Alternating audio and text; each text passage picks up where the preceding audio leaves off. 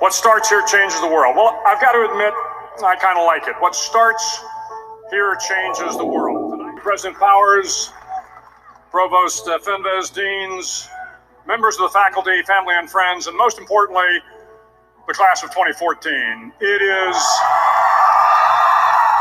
is indeed an honor for me to be here tonight. It's been almost 37 years to the day that I graduated from UT. I remember a lot of things about that day. I remember I had a throbbing headache from a party the night before.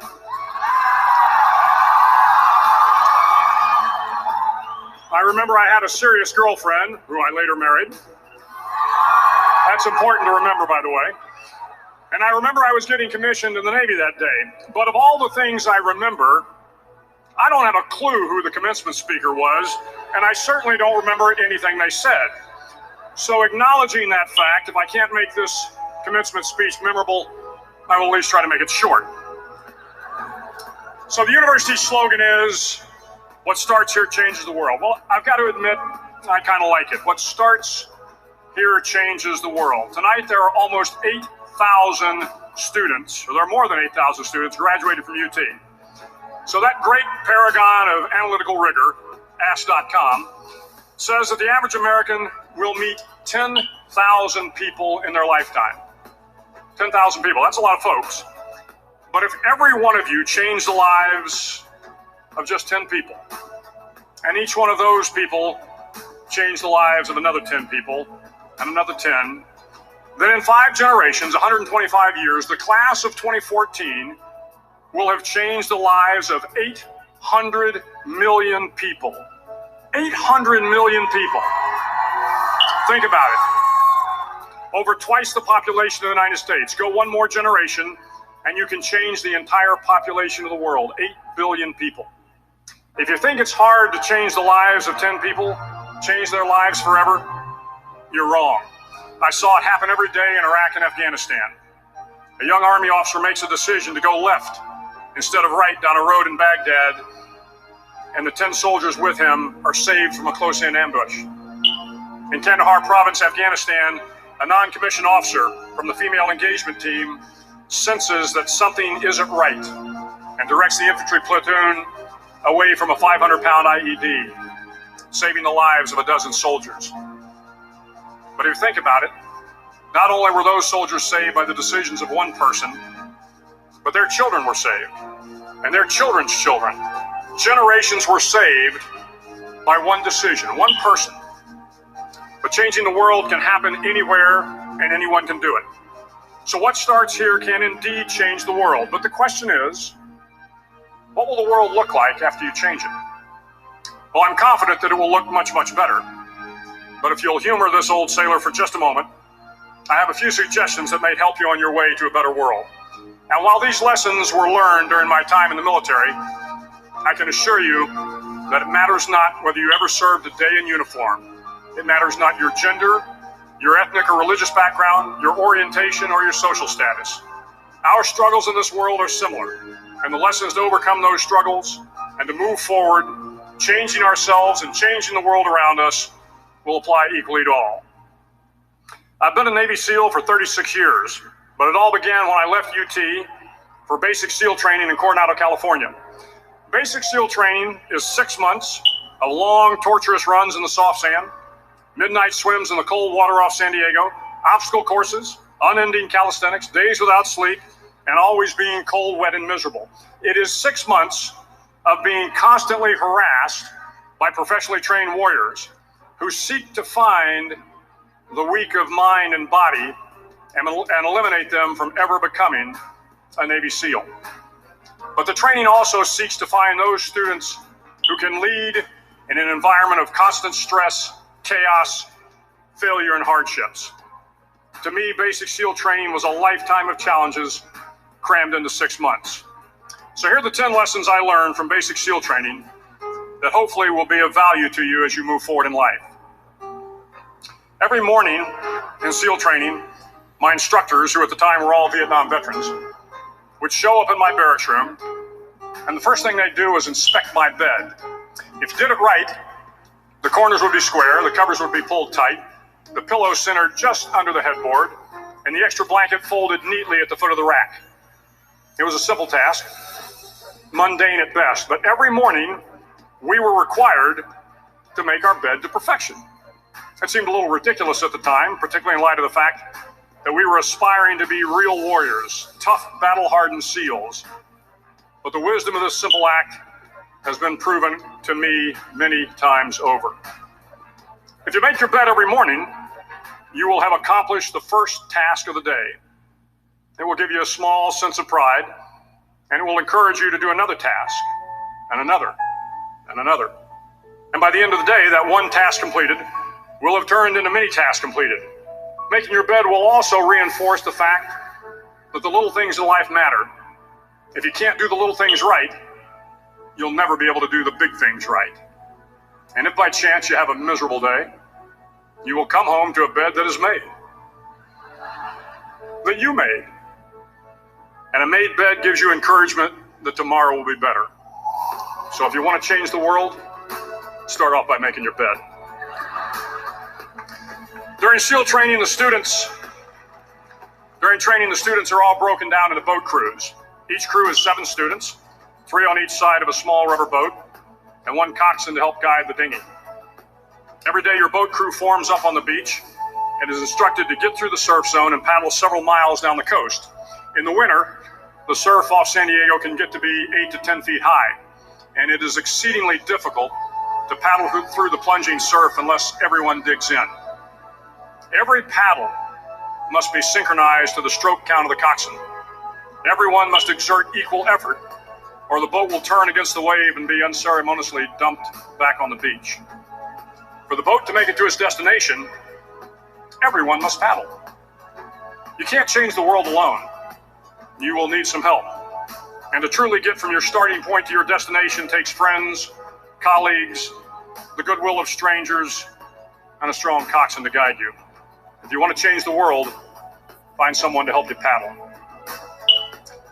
Over a few weeks of difficult training, my SEAL class, which started with 150 men, was down to just 42. There were now 6 boat crews of 7 men each. I was in the boat with the tall guys, but the best boat crew we had was made up of the little guys, the Munchkin crew, we called them. No one was over 5'5". The Munchkin boat crew had 1 American Indian, 1 African American, 1 Polish American, 1 Greek American, 1 Italian American, and 2 tough kids from the Midwest. They out-paddled, outran, and outswam all the other boat crews. The big men in the other boat crews would always make good-natured fun of the tiny little flippers the Munchkins put on their tiny little feet prior to every swim. But somehow these little guys from every corner of the nation and the world always had the last laugh, swimming faster than everyone and reaching the shore long before the rest of us. SEAL training was a great equalizer. Nothing mattered but your will to succeed, not your color, not your ethnic background, not your education, not your social status. If you want to change the world, measure a person by the size of their heart, not by the size of their flippers. Several times a week, the instructors would line up the class and do a uniform inspection. It was exceptionally thorough. Your hat had to be perfectly starched, your uniform immaculately pressed, your belt buckle shiny and void of any smudges. But it seemed that no matter how much effort you put into starching your hat, or pressing your uniform, or polishing your belt buckle, it just wasn't good enough. The instructors would find something wrong. For failing the uniform inspection, the student had to run, fully clothed, into the surf zone. Then wet from head to toe, roll around on the beach until every part of your body was covered with sand. The effect was known as sugar cookie. You stayed in the uniform the rest of the day, cold, wet, and sandy. There were many a student who just couldn't accept the fact that all their efforts were in vain, that no matter how hard they tried to get the uniform right, it went unappreciated. Those students didn't make it through training. Those students didn't understand the purpose of the drill. You were never going to succeed. You were never going to have a perfect uniform. The instructors weren't going to allow it. Sometimes, no matter how well you prepare or how well you perform, you still end up as a sugar cookie. It's just the way life is sometimes. If you want to change the world, get over being a sugar cookie and keep moving forward. Every day during training, you were challenged with multiple physical events: long runs, long swims, obstacle courses, hours of calisthenics, something designed to test your mettle. Every event had standards, times you had to meet. If you failed to meet those times, those standards, your name was posted on a list, and at the end of the day, those on the list were invited to a circus. A circus was 2 hours of additional calisthenics, designed to wear you down, to break your spirit, to force you to quit. No one wanted a circus. A circus meant that for that day, you didn't measure up. A circus meant more fatigue, and more fatigue meant that the following day would be more difficult, and more circuses were likely. But at some time during SEAL training, everyone made the circus list. But an interesting thing happened to those who were constantly on the list.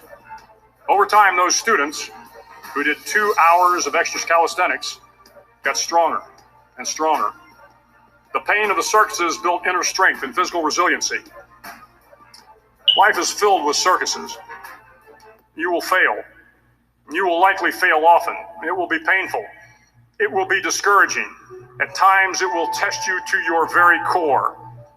But if you want to change the world, don't be afraid of the circuses. At least twice a week, the trainees were required to run the obstacle course. The obstacle course contained 25 obstacles, including a 10-foot wall, a 30-foot cargo net, a barbed wire crawl, to name a few. But the most challenging obstacle was the slide for life. It had a 3-level, 30-foot tower at one end and a 1-level tower at the other. In between was a 200-foot-long rope. You had to climb the 3-tiered tower, and once at the top, you grabbed the rope, swung underneath the rope, and pulled yourself hand over hand until you got to the other end. The record for the obstacle course had stood for years when my class began in 1977. The record seemed unbeatable until one day a student decided to go down the slide for life head first. Instead of swinging his body underneath the rope and inching his way down, he bravely mounted the top of the rope and thrust himself forward. It was a dangerous move, seemingly foolish and fraught with risk. Failure could mean injury and being dropped from the course. Without hesitation, the student slid down the rope perilously fast. Instead of several minutes, it only took him half that time. And by the end of the course, he had broken the record. If you want to change the world, sometimes you have to slide down the obstacles head first. During the land warfare phase of training, the students are flown out to San Clemente Island, which lies off the coast of San Diego. The waters off San Clemente are a breeding ground for the great white sharks. To pass SEAL training, there are a series of long swims that must be completed. One is the night swim. Before the swim, the instructors joyfully brief the students on all the species of sharks that inhabit the waters off San Clemente. They assure you, however, that no student has ever been eaten by a shark, at least not that they can remember. But you are also taught that if a shark begins to circle your position, stand your ground. Do not swim away. Do not act afraid. And if the shark, hungry for a midnight snack, darts towards you, then summons up all your strength and punch him in the snout, and he will turn and swim away. There are a lot of sharks in the world. If you hope to complete the swim, you will have to deal with them. So if you want to change the world, don't back down from the sharks. As Navy SEALs, one of our jobs is to conduct underwater attacks against enemy shipping. We practice this technique extensively during training. The ship attack mission is where a pair of SEAL divers is dropped off outside an enemy harbor and then swims well over 2 miles underwater, using nothing but a depth gauge and a compass to get to the target. During the entire swim, even well below the surface, there is some light that comes through. It is comforting to know that there is open water above you. But as you approach the ship, which is tied to a pier, the light begins to fade. The steel structure of the ship blocks the moonlight. It blocks the surrounding street lamps. It blocks all ambient light. To be successful in your mission, you have to swim under the ship and find the keel, the center line, and the deepest part of the ship. This is your objective. But the keel is also the darkest part of the ship, where you cannot see your hand in front of your face, where the noise from the ship's machinery is deafening, and where it gets to be easily disoriented, and you can fail. Every SEAL knows that under the keel, at that darkest moment of the mission, is a time when you need to be calm, when you must be calm, when you must be composed, when all your tactical skills, your physical power, and your inner strength must be brought to bear. If you want to change the world, you must be your very best in the darkest moments. The 9th week of training is referred to as Hell Week. It is 6 days of no sleep, constant physical and mental harassment, and one special day at the Mud Flats. The Mud Flats are an area between San Diego and Tijuana where the water runs off and creates the Tijuana Sloughs, a swampy patch of terrain where the mud will engulf you. It is on Wednesday of Hell Week that you paddle down to the Mud Flats and spend the next 15 hours trying to survive this freezing cold, the howling wind, and the incessant pressure to quit from the instructors. As the sun began to set that Wednesday evening, my training class, having committed some egregious infraction of the rules, was ordered into the mud. The mud consumed each man till there was nothing visible but our heads. The instructors told us we could leave the mud if only 5 men would quit. Only 5 men, just 5 men, and we could get out of the oppressive cold. Looking around the mud flat, it was apparent that some students were about to give up. It was still over 8 hours till the sun came up. 8 more hours of bone-chilling cold. The chattering teeth and the shivering moans of the trainees were so loud, it was hard to hear anything. And then one voice began to echo through the night. One voice raised in song. The song was terribly out of tune, but sung with great enthusiasm. One voice became 2, and 2 became 3, and before long, everyone in the class was singing. The instructors threatened us with more time in the mud if we kept up the singing, but the singing persisted, and somehow the mud seemed a little warmer, and the wind a little tamer, and the dawn not so far away.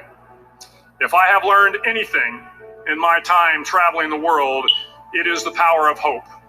The power of one person, a Washington, a Lincoln, King, Mandela, and even a young girl from Pakistan, Malala. One person can change the world by giving people hope. So if you want to change the world, start singing when you're up to your neck in mud. Finally, in SEAL training, there's a bell. A brass bell that hangs in the center of the compound for all the students to see. All you have to do to quit is ring the bell. Ring the bell, and you no longer have to wake up at 5 o'clock. Ring the bell, and you no longer have to be in the freezing cold swims. Ring the bell, and you no longer have to do the runs, the obstacle course, the PT, and you no longer have to endure the hardships of training. All you have to do is ring the bell to get out.